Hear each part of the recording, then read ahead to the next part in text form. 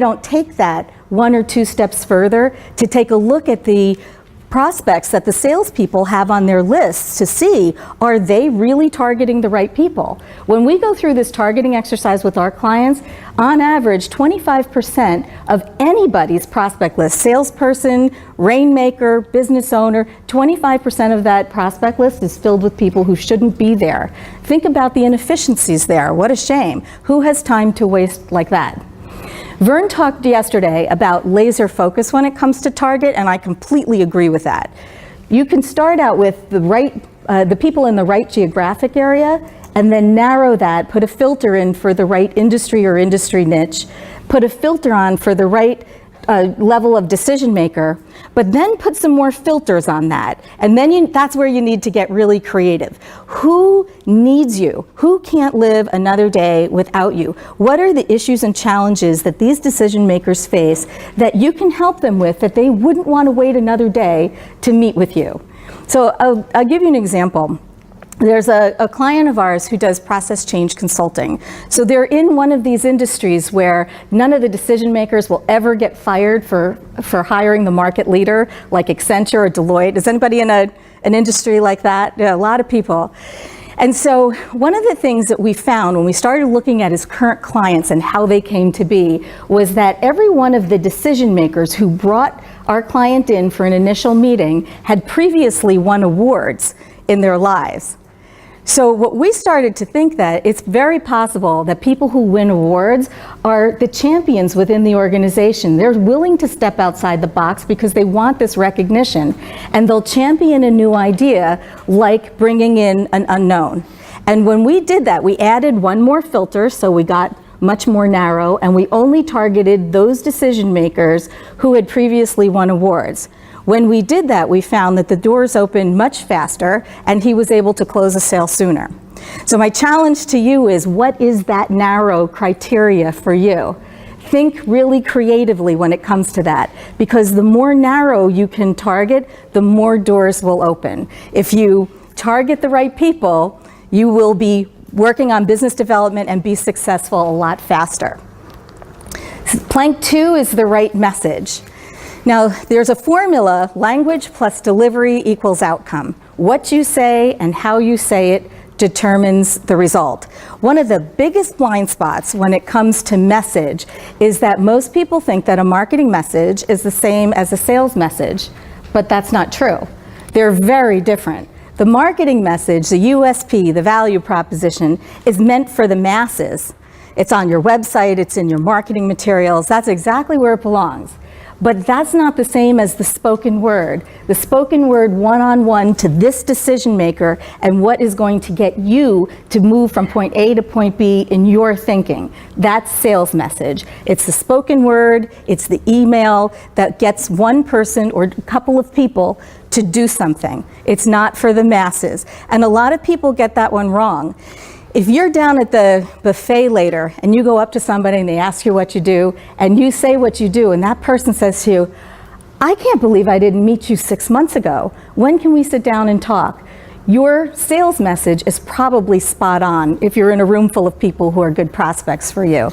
But if your message doesn't produce that result often enough, it's possible that you need to go back and rethink the actual words that you're saying. Are they emotional enough? Are you getting to what really matters to the people that you're talking to? And if the answer to that is no, it's time to sit down and go over that. And if you don't know what that is, how will your salespeople know too? It's a really important exercise. But as I said before, language plus delivery equals outcome. That's the content piece. That's what you say. How you say it is the other half of the equation.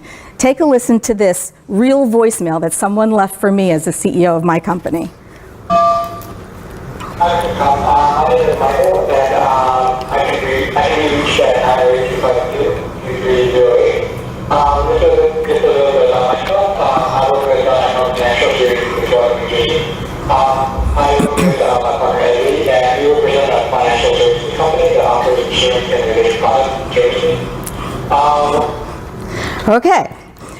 What was the worst part of that voicemail? Yes. Us. Oh yeah, that was bad. What else? It was really flat and monotone. Yeah, there was no conversationality. to his delivery. What else? He talked about himself. Let me tell you about myself. I don't care about him. I only care about me. What else? It was too long. What else? He talked fast. Couldn't understand him. How about he gave his phone number in the very beginning? I don't care about his phone number. I don't even know who he is. But that's not the worst part. The worst part about that message is the fact that Michael's boss, Ed Lee, has no idea that he left that for me. He has no idea what Michael is saying and how he's communicating his services out in the market. Michael might have left 50 voicemails on the day that he left that for me, but I only got one of his, and I formed an impression. I will never meet with Ed Lee, and I will never do business with his company. And the reason is because if he cares about me this little when he is trying to impress me most, what's he going to do if he's managing my money? I won't work with him. If you haven't left a voicemail for yourself and picked it up to hear how you sound, or if you haven't had your salespeople do that, I highly recommend it. It is very eye-opening. In my company, we have very senior level business developers who are doing the door opening for our clients. Each one of them has at least 10 years experience in business development. They've held decision maker roles in corporation. And even with that, when we get a program ready to go live, every one of them is leaving a message for the project manager and one for me. That's how important this is. Now, I have people who say to me, you know what, Karen, voicemails just aren't that important because all of our business comes by referral. But actually, that's not true. The referral is twice as important because the voicemail you leave for the person who you were referred to is a direct reflection on the person who was kind enough to make that referral. So you need to think about your delivery when it comes to voicemails, live dialogue. When it comes to message, language plus delivery equals outcome. I say to my team all the time, you only get one shot at this, so no pressure. All right, the third plank is answers for objections. If you can't overcome an objection, you are never going to close a sale. It's that simple. There's a business owner in California, her name is Susan, and she had 3 salespeople. We were doing the door opener service, getting them in the door, and then they would go on the meetings. They were having trouble getting the sales closed, so I started working with her people. 2 of them complained to me that every time they hit a certain objection, they couldn't get the sale closed. I was having breakfast with the 3rd one in Chicago at the Ritz, and I said to her, this is the problem that the other 2 are having, and she said, oh, that objection? That one's really simple. Every time I face that objection, I say, and she proceeded to come out with the most unbelievable slam dunk answer. But what's the problem with that? The other 2 don't know it. So 2/3 of the time that this company faces that objection, they lose a sale. And Susan, the business owner out in California, she doesn't know that. She has no idea. It's a blind spot. She can't fix it if she doesn't know that it's happening. That's a very correctable situation, and you correct it by having an objections manual. Raise your hand if you have an objections manual for your company. Great, a lot more hands than I've seen in the past. Now keep your hand up if you've updated the objections manual in the last 2 months. Okay, a few hands. So for those of you who don't have an objections manual, it is a document that contains the right answers to every objection your company faces from the time you get in the door, to the first meeting, to the approvals, to the close, every single one with the best answers. Here's the way to put it together. You get all your prospect-facing people in one room, or you can have them on conference call, that would be a step 1. Step 2 is to make a laundry list of all of the objections you face. Step 3 is to gather all the absolute best answers. Now, I'll give you a tip when it comes to working with salespeople. Don't ask us to write anything down. We are very auditory people. If you tape us, you'll get the right answer. If you ask us to write it down, it'll take us weeks, months, and we may never actually do it. So tape us on the best answers. Now, the answers can come in a variety of formats. A lot of people think an answer for an objection is just a statement, but that's just one format. You can insert a success story in there, but make it a slam dunk. Make it positioned the very best way. You can also have a question. That's actually my favorite answer for an objection, comes in the form of a question. objection, because it gets the prospect talking more, and then you can figure out where the objection is coming from, so that when it's your turn to talk, you have a lot more information. And then finally, a visual. People forget about this one. Sometimes an answer for an objection can come in a visual format. Some people are visual learners, and if they see something visually, they will automatically say, yep, I get it, and you can just move on. So especially for those objections where you're really stuck and you hit it over and over again, try putting that into a visual format. But now that you have all the best answers to all of these objections, you're about 50% of the way done with the objections manual. And in school, 50% is it's an F. So it's an F. If you just have the document and you haven't done anything with it, you just got an F and you wasted a lot of time. The last piece of this is that every one of your salespeople needs to embrace these objection answers and be able to come out with them in a heartbeat, conversationally, so that they can take the conversation to the next step. Make sense? Okay, here's the quiz. Plank 1 is? Target, right. Plank 2? Right. Plank 3? Right answer for objection. You guys all pass. Plank 4 is the right door opener. Now you'll see I did not put the right seller here. I put the right door opener, and I really mean that. If you need to get in the right doors, you need somebody who really knows how to get that job done. Let me ask you this question. If you were in a burning building and you needed to get out, who would you rather have next to you? Matt Fleming, who is a real firefighter from the Tacoma Fire Department, who won a Medal of Valor for acts of bravery in hazardous situations. You'd rather have Matt, or, remember you're in a burning building, Randy, who loves dressing up as a firefighter and plans to do so every year, including his high school years. Who would you rather have next to you to get out of that burning building? Everybody for Matt? That's not everybody. I'm a little concerned about you guys. Everybody for Randy? Nobody, okay. And the same is true when it comes to your business developers. Who do you want with you? A lot of people, and this is actually a really big blind spot when it comes to business developers. Everybody knows the difference between the hunters and the farmers. The farmers grow the business, the hunters hunt the business and find it. Everybody knows that. What they don't know is that within the world of hunters, there are different kinds of hunters. There are some that are great at going on the meetings and closing the sales, and there are others who are just phenomenally great at being intuitive at growing a relationship where none existed before. They're very different skill sets. This is a very different kind of person. It's rare, but not impossible, but rare, to find one person who is equally great at both of these things, a great opener and a great closer. So if you needed an opener, but you interviewed for and got yourself a closer, it'll take you about 6 months before you want to jump out the nearest window. Who's had that experience? Yeah, so I see some hands about that. That's right. So how do you find an opener? Well, we've hired door openers. This is our 17th year in business. We have 24 of them. And so I've learned a thing or two about what it takes to hire these kinds of people. The first thing is the job description. The right job description will repel the wrong candidates.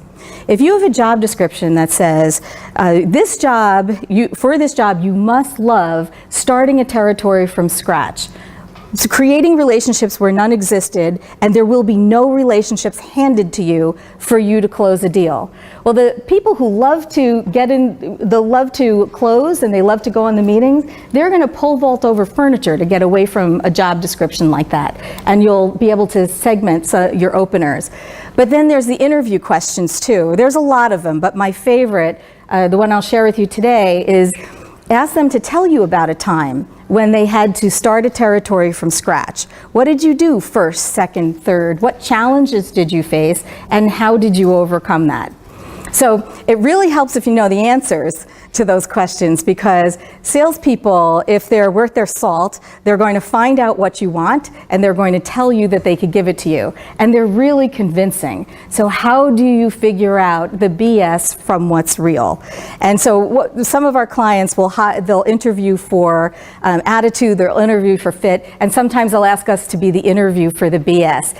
You can also use any one of your business developers who's a phenomenally good opener and ask them to sit in on the interview and see if they can pick out the BS from what's real. But that's a really important piece of that. So if you want to get in the right doors, you need somebody with you who can get that job done. Now, what do you do if you have a person who's great at going on the meetings, great at closing the sales, but they're not great at opening? Do you need to fire them?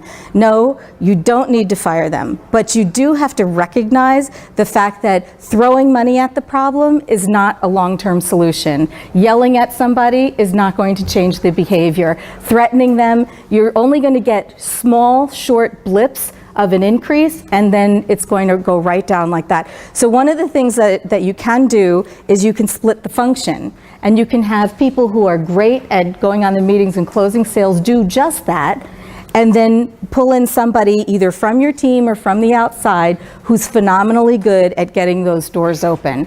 And I've seen that work very well. When the opener opens and the closer closes, the magic happens. So there's one more plank here. If he were to step on that bridge, all the planks would fall in. So we have one more plank to go, and that's the right execution. Look what happens when that fifth plank is there. The prospect doors open, and what color is inside?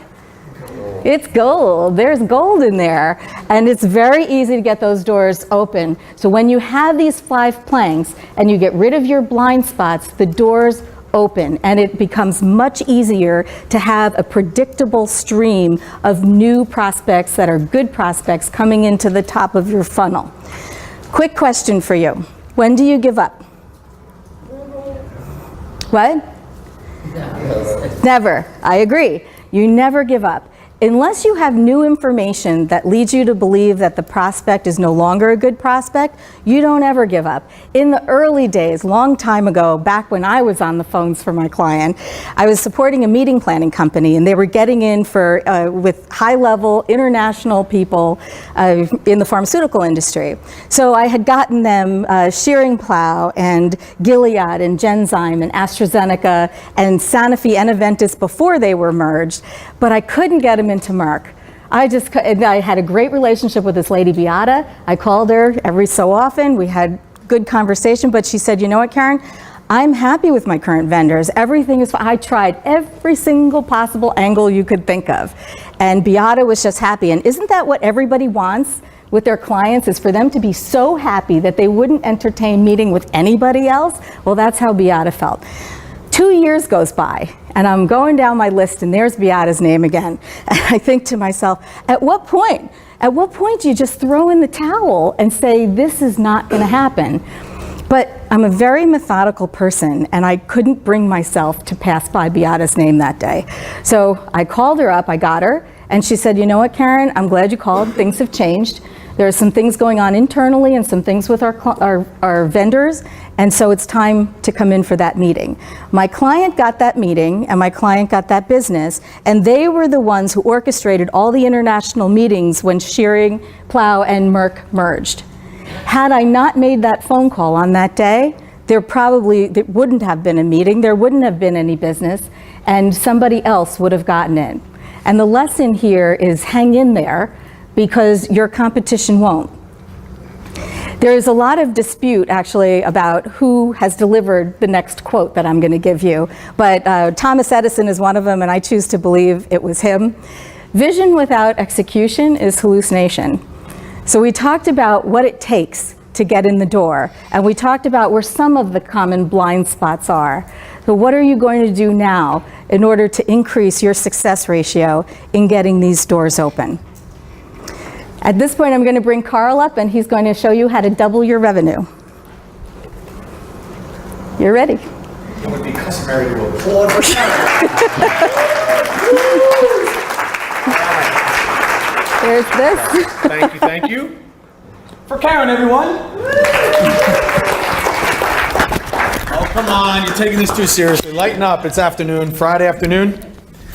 How you guys doing?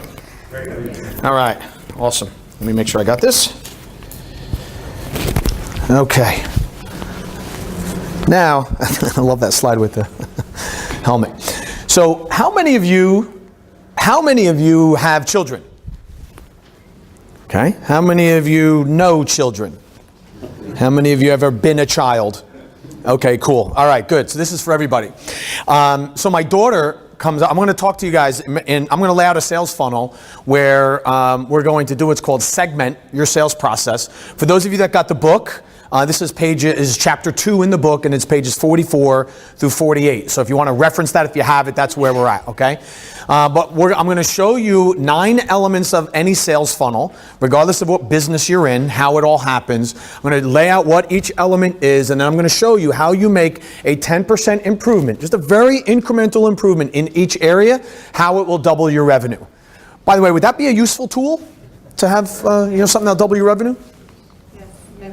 So for some of you, that would not be a useful tool. Is that a useful tool? Yeah. All right, cool. So let me share with you the power of 10%. I reinforced this the other day. My daughter is 9 years old, and she says to me, she says, I want to run track. She did her first year of track just this past spring.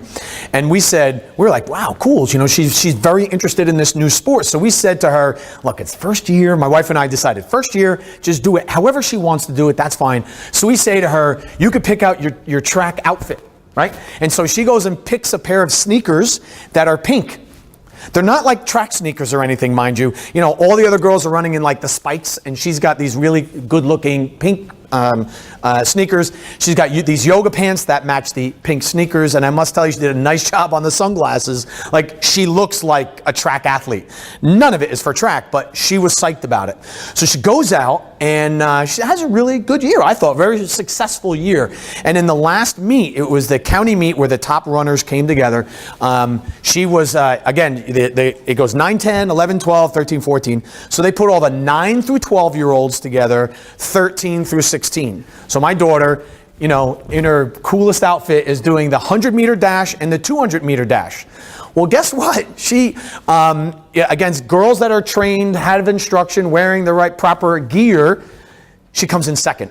I mean, she lost by just a little bit to a 12-year-old. That's a big deal at that age group, right?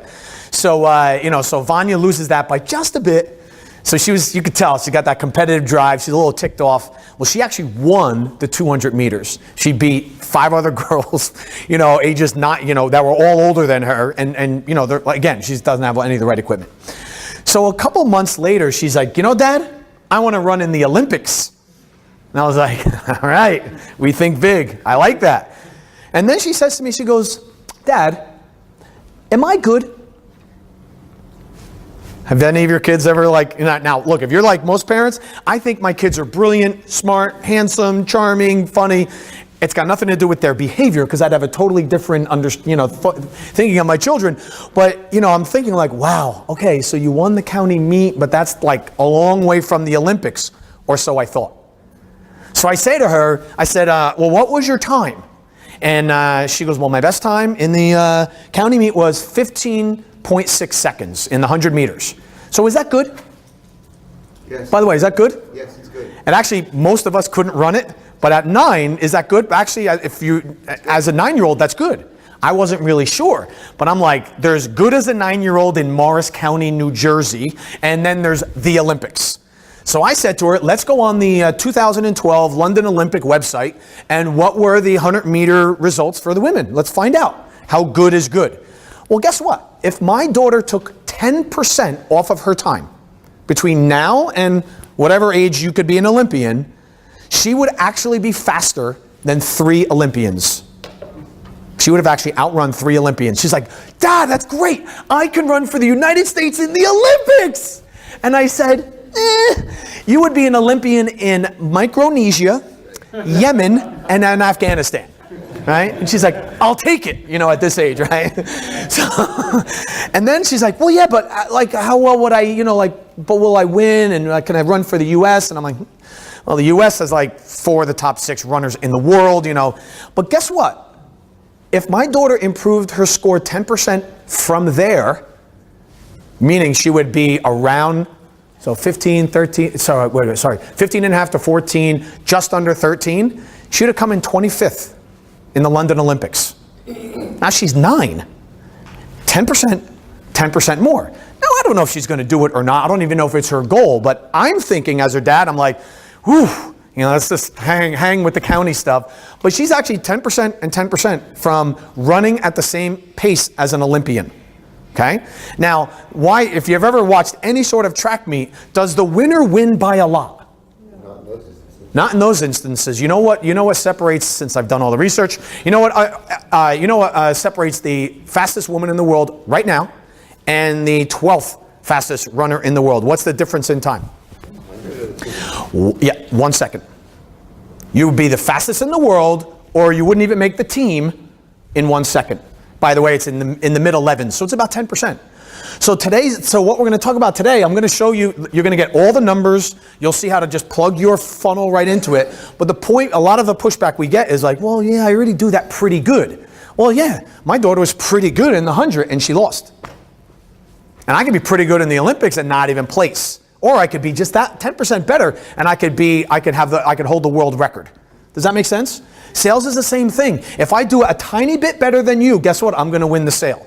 And you're going to go back and you're going to you're going to look at the door opening and these other steps and you're going to say, where did we trip up? And we are so far off. Meanwhile, I'm servicing your client.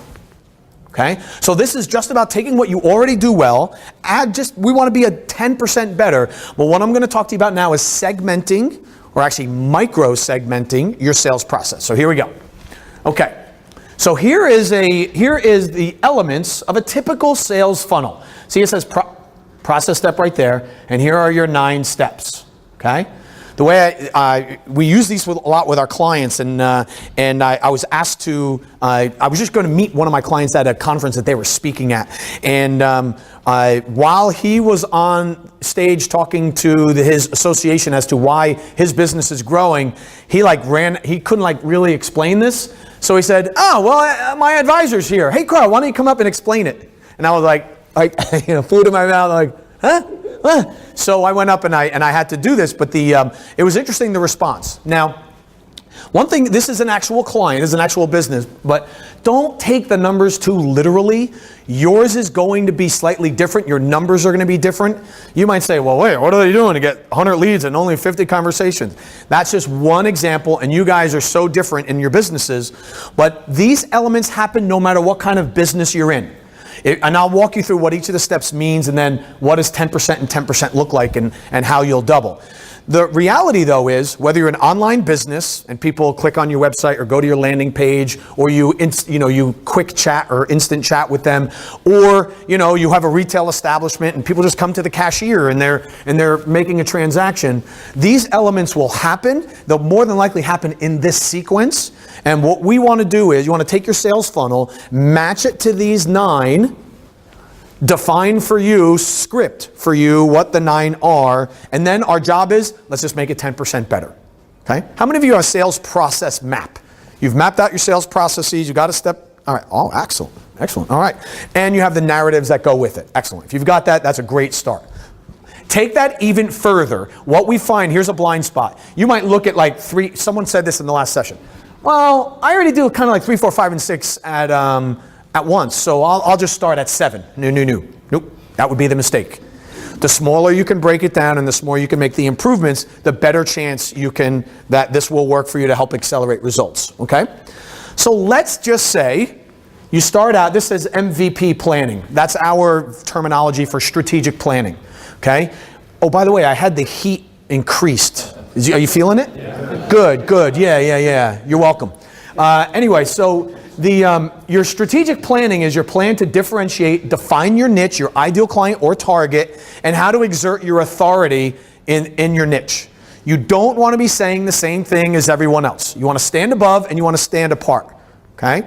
So you need to be saying something differently. As a matter of fact, the economic climate we're in right now, people are more likely to spend more money on an authority than a discounted price on somebody who's kind of middle of the pack.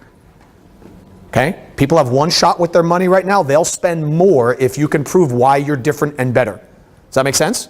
Okay, so with that in mind, so now you do all your planning, and then number 2 is marketing. Meaning, when we say marketing, what we're talking about is the practical application of it, which is to generate leads, generate qualified leads for your business. Marketing has many applications. What we're talking about here is generating leads.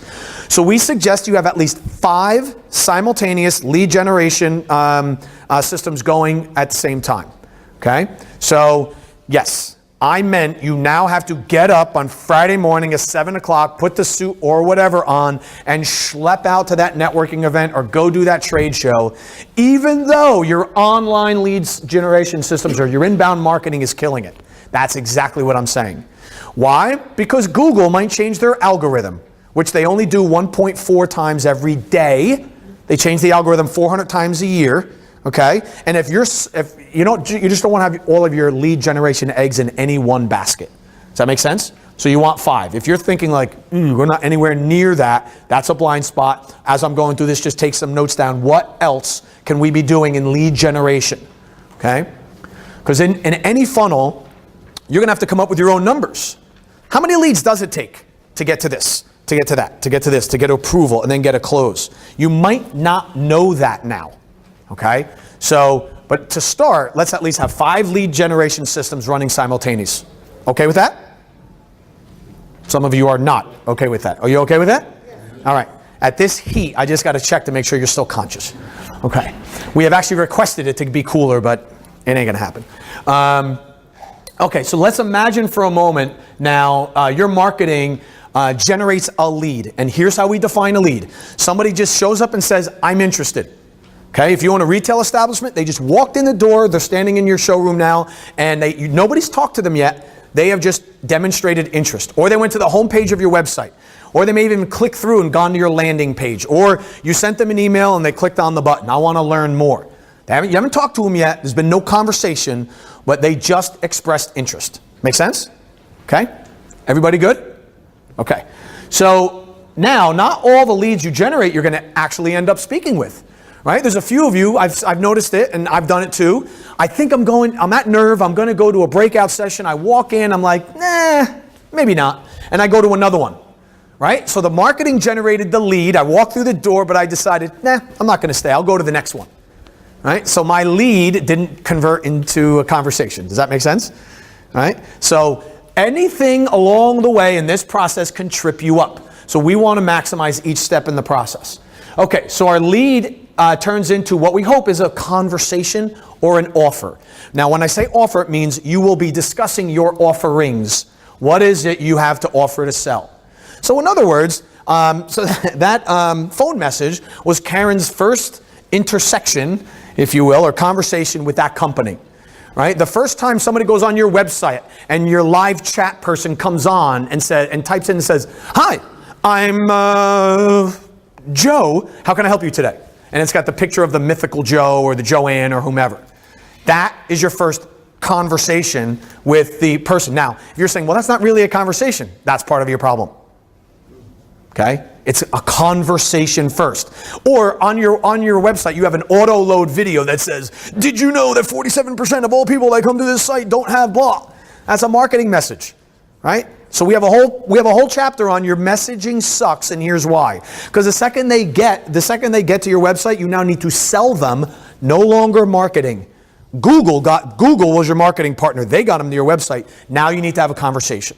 Does that make sense? How many of you are thinking of your auto-load video on your website right now? Yeah, it's not talking to the person. If you know somebody comes to your website page, there's a reason why they're coming. So if you do an auto-load video, it should address those reasons. Make sense? We picked this topic because we know why you guys are here. Because you guys are struggling to get in the door with certain people. And when you do, a lot of you are screwing it up. So, I'm sorry. That was the last group, not you guys. You've nailed this. You're just reinforcing what you're doing well. You're going to walk out and say, oh, good, I'm glad I went to that. I know what I'm doing great. Excellent. Right? So you may have heard of other people that this could be relevant for. Right? So that's why we picked it, because we know somewhere along the line, because people are good at certain parts of the process, not great at other parts of the process, there'll be a weakness in your sales funnel. There will be a link that's missing, or there'll be a broken part, and that's where your hard effort is going badly. Okay?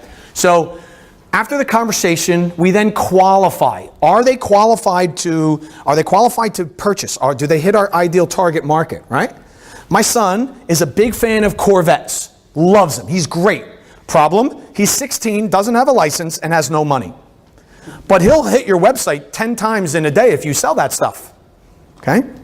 Porsche puts out a magazine for the Porsche lifestyle. Guess how many people who actually own a Porsche subscribe to the Porsche magazine? 0. 10%. You're pretty close, Charles. 10%. 90% of the people that subscribe to that magazine are not qualified. Wait a minute, our subscription base is great. You should take out an ad. Why? None of the people can afford it. They want to be part of the lifestyle. That's why they subscribe to the magazine, but they're not qualified traffic. Only 10% are actually qualified traffic. Right? So all you'd have to do is change the front end and you get more qualified traffic. Okay. Or you start a different magazine, knowing why they're there. Okay, so qualified. Now the next is transaction. What is the most appropriate transaction? What is the thing you're going to buy from me now and in what quantity? Right? So we want to make sure that we know that. Next is paperwork. So paperwork, I get it. We're heading into a digital age. Paperwork is just to signify the terms and agreements, terms and conditions and the agreement that you are going to agree upon. Okay? That's the terms and condition box you have to click, the privacy statement, or the VeriSign or the DocuSign that you send them, or there's a physical sheet of paper. Okay? Then we have approval. Just because the buyer and seller thinks it's such a great idea to get together and buy something and sell something, it doesn't mean it gets approved or it's even legal. All right? And I'll use some examples, okay? In a moment. And then we get to the closing. So the closing, just because it's approved, just because there's a third party that agrees that it's legal, doesn't mean it goes to a closing. How many of you have ever gone on Amazon or gone onto a website, everything looks really good, you go through all the steps, it asks for your credit card, and then at the very end it says submit here and you pay, and then you're like, I don't think so. Maybe I'll do it later. We've all done it. So a close can be tripped up at any point in the process. Okay. So I promise here's the only math you're going to have to do this afternoon. Here it is. So just for illustration purposes, okay, let's say you have 3 closes and your average sales $5,000, your total revenue is $15,000. Okay with the math? All right? 3 times 5, 15. That's it. I put a couple of other put up a couple of metrics below if you follow those sorts of things to show you how that changes as well. I'm not going to talk about it, but they're there for you. All right? Now, so out of those leads, it goes through your funnel. Out of the other end, you put a watermelon in one side of the garden hose. Out the other end comes three deals. They're $5,000 each, $15,000 your revenue. So what if we just got 10% better at what we already do? Just 10%. I'll give you the same leads. You don't have to generate any more leads. You got a good plan, you're doing good marketing, you're generating those 100 leads. But instead of 55, so did you guys notice I was standing outside before the presentation? Yes. Why was I standing outside? Because it's hot in here. Because it's hot in here? So before our morning session, we counted the chairs and they said there's 110 chairs. And we said, won't be enough. And they said, that's very nice, Carl. You and Karen feel very highly about yourselves, but the average attendance at these has been 40 to 50. You have plenty of chairs. The only difference was, though, none of the other speakers are outside greeting the people who are still deciding which breakout session to go to. So we had 110 chairs. We had 110 chairs. We brought in 10 more, and there were 25 people lining standing room. We had 145 people in here earlier today. And they're like, holy cow, how'd you get that many? Well, the lead said, maybe I want to go check out that business development thing. But then we greeted you at the door. Hey, how you doing? You're in the right place. Oh, cool, thanks. And we probably swept up 30 people who weren't sure where they were going. But we were sure we wanted you in here. See the difference? How many other speakers greeted you at the door for your breakout sessions? 0. So what if we just say, we're just going to stand outside and just say hi. Hey, how you doing? Oh, you go, and even if they weren't coming, we'll say, which one are you thinking of going to? Oh, great. Oh, thanks. Well, maybe I'll come back at 3. You should definitely do that. That's all another thing we changed. And they said, and we bought all these extra chairs. I said, we're going to need the chairs back. I said, nah, don't take them just yet. Nah, you're going to have like 30, 40 people in the afternoon. Don't even bother. All we did was stand outside and greet you as you came in. That's it. We changed one thing. And the attendance in this presentation is double what all the other ones were. Does it make sense? You had no idea what we're going to talk about, But that's just one little thing, right? Okay. So same leads, the conversation got a little bit better because you guys were in the hallway. We were committed to you coming in, so you guys came in. All right. Now, what if you're able to qualify just a little bit better? So when we actually get somebody on the phone and you're talking to them, you qualify them a little better, so you know what the transaction is going to be. So we worked with this retail company, and they sell chocolates. Okay? So ladies, guys will think like, they'll try to think this through, but you already know. When a man walks into a chocolate store, does he know what to buy? No clue. You could say it out loud. They're like, so I don't want to say it, but he's got no clue. You're right. He's got no clue. He doesn't know why. He knows why he's walking in the store. He knows what the occasion is, but he has no idea what to buy. So they would say at this chocolate store that people would walk in, they would say, hi, may I help you today? And what's going on in the guys, what's going on in our minds as we walk in to buy chocolate? By the way, hold on. We walk in to buy chocolate, who are we buying for? Ourselves? Yeah? We just need those strawberry. Ladies, who are they buying? See, I told you the guys would. Ladies, who are they buying for? They're buying for you. They're buying for their spouse. And why? Just because it's Wednesday? I screwed up. So for Martin, it might actually be Wednesday. It's screw up Wednesdays. I'll see you next Wednesday, right? But why? So why is a guy walking into a high-end chocolate store? It's a special occasion. If we already know that, why would you ask, can I help you today? You sure can, because this guy's clueless. He has no idea, and he will spend anything to make sure that goes right. Right? The guys are all like, you're damn right we would. So we changed the question. We qualified differently. When a guy walked in, we would say, so who are we buying for today? Follow-up question, what's the occasion? And then we taught them whatever the occasion is. If it's the 11th anniversary, it's the 7th something, we sell them 7 of something, 11 of something. No matter what it is. So Phil's like, damn it, you've been there. So that's why I bought 11 chocolates. And then the last question we ask when he walks up and he's feeling pretty good about himself is this is what they would ask you. You're not just going to get her that, are you? And the guys would be like, of course not. Of course not. I was just going back here to find out what the hell am I looking for? Nothing. And then at some point he would say, well, what should I if it's the 7th time I screwed up on a Wednesday? Oh, we have just the teddy bear for that and the card and the flowers. They went from 7 million unprofitable in 5 stores to 11 million profitable in 18 months. Just by changing the qualification. There's a reason why all of your clients come to you. You don't have to guess. You don't have to have a broad message. They're coming for a specific reason, more than likely. So just acknowledge it early, and you can wrap a hell of a lot more sale. Karen talks a lot about 100% share of sale. A chocolate company is not a chocolate company. They're in the gift business.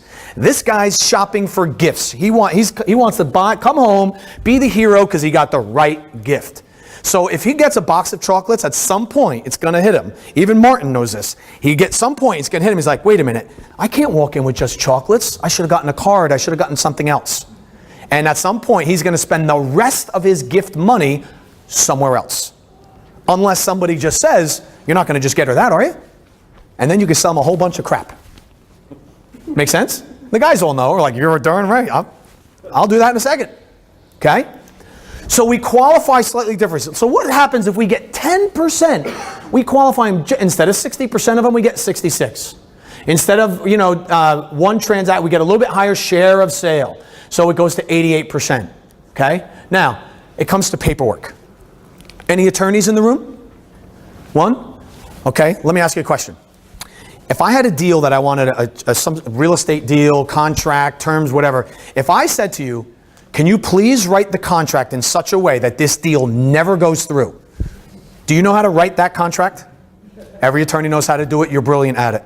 If I said, listen, this is a really big deal. It's important to me. Let's get rid of all the minefields, all the landmines, nothing crazy. I want this deal to go through. Can you write a nicer, friendlier contract? Absolutely. They're brilliant. You're brilliant at it. You can craft that to make it go through easier or just stop the deal. Or if I could tell, someone sends me a contract, I could tell how much they really want to be in the deal. Because if there's so many things in there that are tripwires for the deal, they probably don't want to be in the deal. You know what I mean? So when it comes to approval, when it comes to your paperwork, make sure your terms and conditions are friendly. Cover your ass, don't expose yourself. I'm not talking about that, but you can make it more friendly. We do a lot of work in the franchising industry. So franchisors who want to franchise their business, you know, their attorney will write them an FDD, a franchise disclosure document. And if you can even lift it, because it's so damn big, by the time the franchisee sees it, they're so depressed they don't want anything to do with you. Because it's got 14 different ways that you're signing your life away. So if you, on a Wednesday, don't do that, we can rip the whole, I mean, ridiculous. Read the Panera Bread story about how Panera Bread bought back all their franchisees. To renew the contracts, they made it so onerous, essentially you had to give your right lung or give it back to them, right? So think about it. Think about your terms and conditions, your privacy statements, your contracts. You should have marketing language in there. Like halfway down a really tough document, gosh, if you've read this far, I know we're going to be great working together. You could put that in and still meet your liability, right? What does Southwest Airlines do with their safety briefing? It's on YouTube all the time. They do it in a fun way. Some guy raps or some lady tells a joke or whatever. And the classic customer service employee satisfaction story was when they wrote a letter to Southwest Airlines and said, you know what, I'm not going to fly your airlines anymore if you keep going with these safety briefings. What was the response? We'll miss you. Sorry. We're going to have fun with this. We're going to cover our ass and we're going to have fun with this. By the way, Southwest Airlines is the most profitable airline, never had a layoff in 31 years. And by the way, they have the highest labor rate per loaded mile of any airline in the industry. Read the book Southwest Airlines Way. It documents how they do it. It's brilliant. Okay? All right. The highest labor rate per loaded mile means when the plane's in the air, they have the highest payroll cost or the most people on their planes over anyone else. Okay? It outlines it in the book. It's brilliant. Okay? So let's say the paperwork goes through, now it's approval. Just because the buyer and seller think it's a great idea, it doesn't mean it's an actual great idea. So how many here from New Jersey? I know there's one couple. All right, 3 of us. Woohoo, you own New Jersey? Anyway, I owned a piece of land for a 30 to 60 day window, depending on when you calculate the paperwork, where I landlocked a state park. Meaning, by me buying the property, it was the easement that led to the state park. Gave me great leverage, really, back in my construction days. Kittatinny State Park. Anyway, I own the land that all went across the lake and everything. The reason why you go to this state park is for the lake and everything. I now owned it. Right? So what I didn't know was that the state was pressuring the seller to sell the property, and he had decided in his mind, didn't tell anybody, decided in his mind, I'm never going to sell to them because I didn't like the way they were treating me. So I walk in the door. Timing, I guess, is everything sometimes. I walk in the door and I say, and so we come up with this whole agreement, and I bring it to my attorney, and he looks at it and he goes, wow, Carl, congratulations. This is a major coup. You know, we were going to put 6 lakefront, I used to build homes, 6 lakefront homes, beautiful community, the whole bit. And he says, just one question for you. Which jail would you like me to bail you and the seller out of? And I said, what are you talking about? He goes, you can't do this deal. There's so many things that violate this clause, that clause, this clause, that clause. It has to go through approval, right? So let me ask you another question. You go to buy a car. Can a car salesman sell you a car? Do they have the authorization to sell you an automobile? They're a car salesman. Can they sell you a car? No. They don't have the authority. What if you came in, full price offer, wrote them a certified check or gave them the cash right then and there, and you already had the application filled out? What would they do with that? Take it to finance or the business manager, who would then agree whether or not we're going to sell you that automobile. The closing. So let's just say after approval, we got a little bit better at getting qualified people, and we approve these, or getting the deal approved, right? That would lead to a closing. We get 10% better. Look what happens. You go from 3 deals to 5.54. Let's say your average sale is still 5,000. Where does your revenue go? You're 27.7. Okay? 5.54 times 5,000, 27.7. You see how that goes? 85% up? Anyone not? We okay with? Yeah? I see that you have qualifiers. Pardon me? qualifies going up 10%? We have, yes, we have each step going up 10%. Right, so how do I, so that means that I'm worse at qualifying people? Because I'm not, Possibly. Porsche has 90% of their subscriber base cannot ever afford to buy a Porsche. Here's a better example. Same thing with Harley Davidson. Harley Davidson says a lot of people that love the lifestyle but don't ever want to ride a motorcycle. So what did they do? What do they sell now almost as much as motorcycle? Their clothing. They qualified who comes to buy a Harley. People that are walking around the showroom, most of them will never buy a Harley. But they'll buy the boots, they'll buy the leather jacket, they'll buy all these other things. That's the difference. Who is walking through the doors? And do we have a menu of options for them? Does that make sense? Okay. Last one. Yep. Okay, so last one. Now, what if we just got 10, I'm not going to go through these numbers again. This is the last point. Say, one of the things that we have learned is that most of you, almost all of you, with very rare exceptions, and if you have an exception, we'll talk offline, can raise your prices 10%. Okay? Right now, tonight. Go on your website, whatever it is. Write down what you normally charge for whatever it is you sell. Well, I'm a commission person. I get 3%. Write that down. I charge per hour. Here's what I charge. Here's my program. That's what I get. Here's my average sale, whatever it is. Now, just right below that, the number that's 10% higher. So if it's 1,000, now it's 1,100. If it's 3%, it's 3.3. Does that number look like a big number? A big leap? Not when you write it down like that. You're like, that's no big deal. Right? But we find that most of you are too emotionally attached. Well, I just changed my prices in April, and everybody knows we change our prices. I don't pay that much attention to you. They probably won't even care. They'll never even notice. Oh, I get a lot of feedback the last time it happened. What, 3 people sent you a letter out of the 1,000 you service? Right? So more than likely, almost everyone across the board can increase your pricing 10% right away. Look what so if we get 10% better at what we do, 10% smarter at what we do, look at what happens to our revenue. It doubles. Okay, now let me ask you a question. You just raise your price 10%. Let's say you do that tomorrow and you keep selling. How much gross margin is on that 10%? All of it. Where does it all go? Straight to bottom line. You don't have to do any. Now, do you guys have huddles, training, meetings, that sort of thing in your business? So you're already holding meetings. So instead of holding the meetings you're holding now, or as part of it, train them, segment your sales process, and train them. Let's script out and train them how to get these slam dunk answers, as Karen says, in each of these 9 areas. So you're doing it just 10% better. So the smaller you can segment your sales process and then add a 10% improvement, better chance that you can double the business. Does that make sense? Any questions on this? Okay. How we doing? Good. Oh my God. All right. So we're going to wrap up in just a second. So does anyone, so we'll bring up Karen in a second. We'll do some Q&A. Does anyone have any further questions for myself or for Karen? Okay. Well, first, I'm sorry. Where are my manners? Let's bring Karen up, everybody. Come on up, Karen.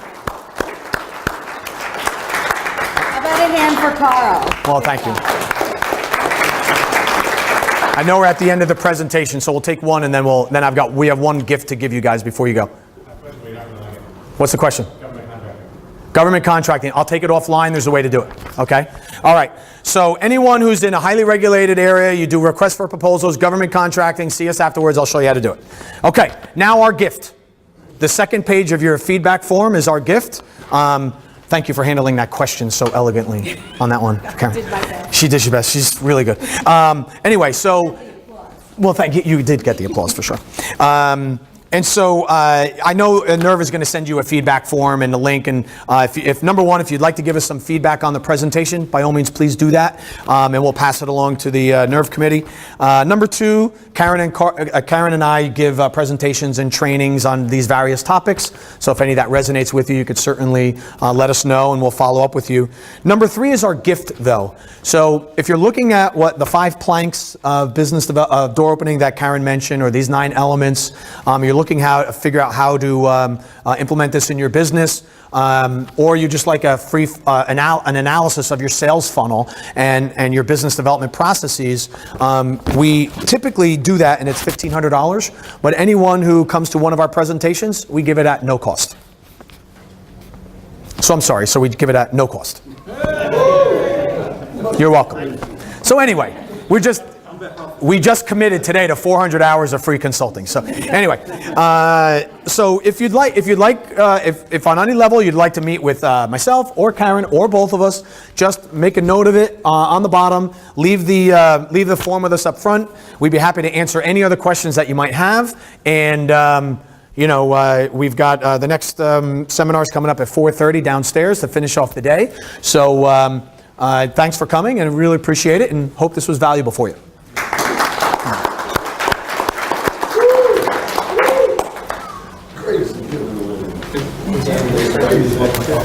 Crazy. You know what? Ran out of the books? There you go. Talking about counseling services that are set by the state at a certain per hour rate, and it hasn't been raised in 13 years. Yes, So I know. really can't, so I mean, I can definitely, increase.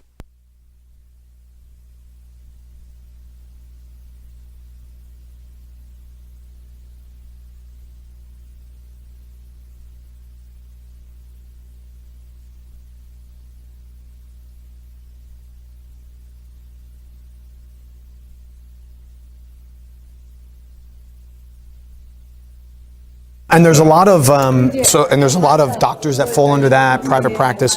So there's a couple ways to approach that. One is We're RFP. RFP. Okay, so hey Jude, how you doing? So I'll cover both kind of in the same breath. So Marion's in the same place. He's got state mandated prices he could charge. So okay, cool. So there's a couple now. So you might not be able to improve every step. If you don't have to improve all of them to improve tremendously, let's just say where it says qualify? So here's what we suggest for anyone who writes RFPs or government contractors, that sort of thing.